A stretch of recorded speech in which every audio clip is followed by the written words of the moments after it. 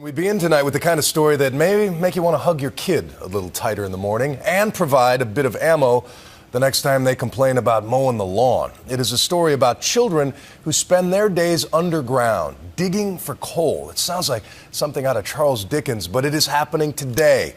And their one glimmer of hope could be a lesson for every kid in this country lucky enough to get a summer vacation. Tonight, ABC's Bob Woodruff explores the child miners of northern India. Deep in the mountains of northeast India, this is how the workday begins. A treacherous 5-story climb down slippery bamboo ladders. I think we're about 30 yards down.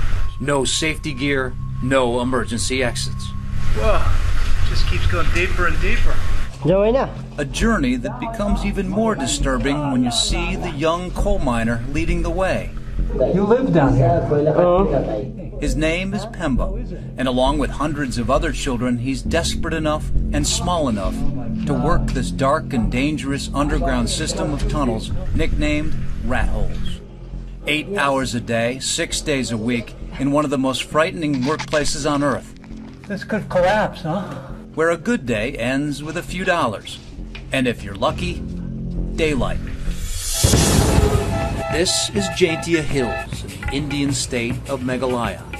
Stuck between China, Bangladesh, and Myanmar, it's an isolated world, but land rich with coal and money to be made. So when you're coming down the road, you can see this big pile of coal that's been dumped there by the trucks that they mined it up on the hill. This is really the business, the industry for all of the people down along the road.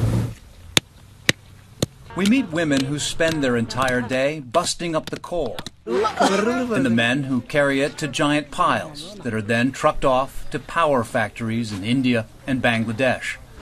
We've come here with Rizana Lingo, a social worker who grew up in this part of India. She warns what we're seeing is just the beginning.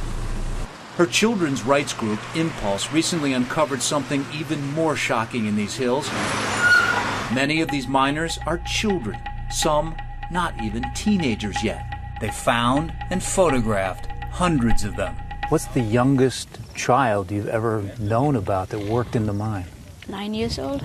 9 years old.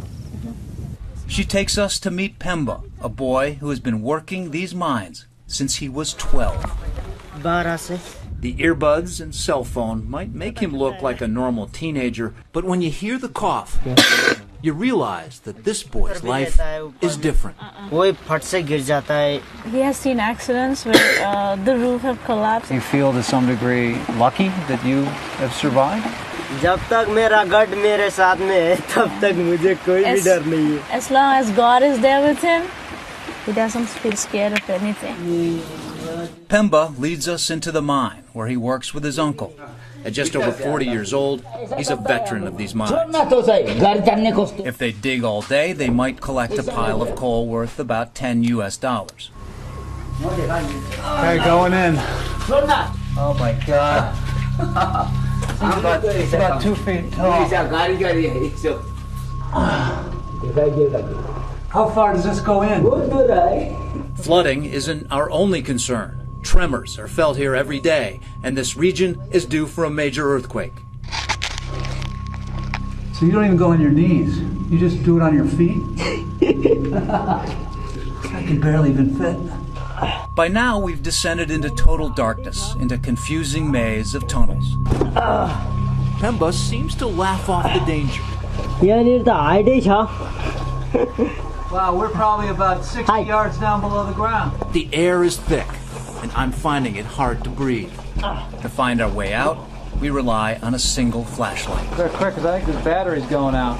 This kind of child labor has been banned in India since 1952. But it's up to each state to enforce the law, and any authority is easily bribed.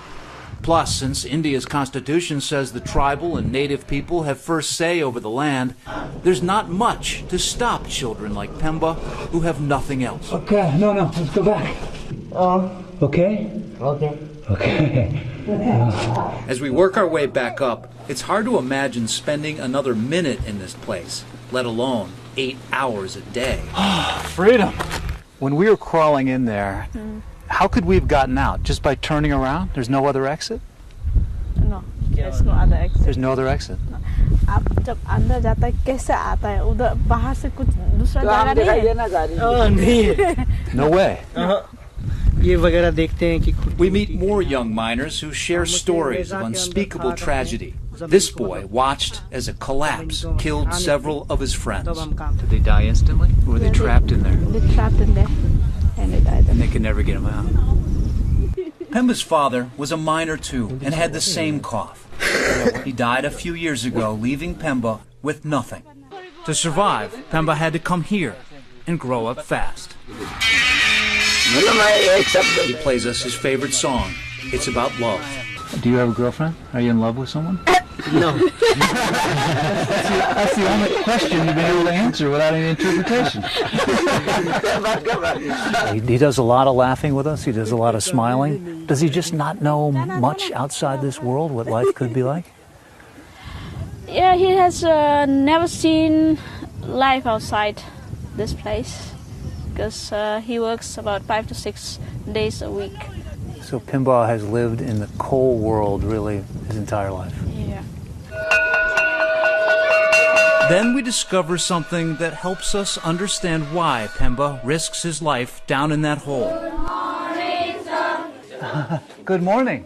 How many people have fathers or brothers that work in the mines? All of you. That's almost everybody.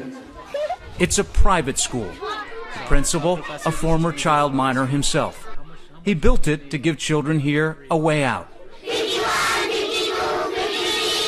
Their families have managed to scrape together enough money to pay tuition, about $6 US every month. Why is it that the government is not paying for this? The government has set some schools in some of the areas nearby. To get admitted in a school, you need birth certificates. Most probably these kids do not have birth certificates. What's your dream as a job when you grow up? You want to be a dancer?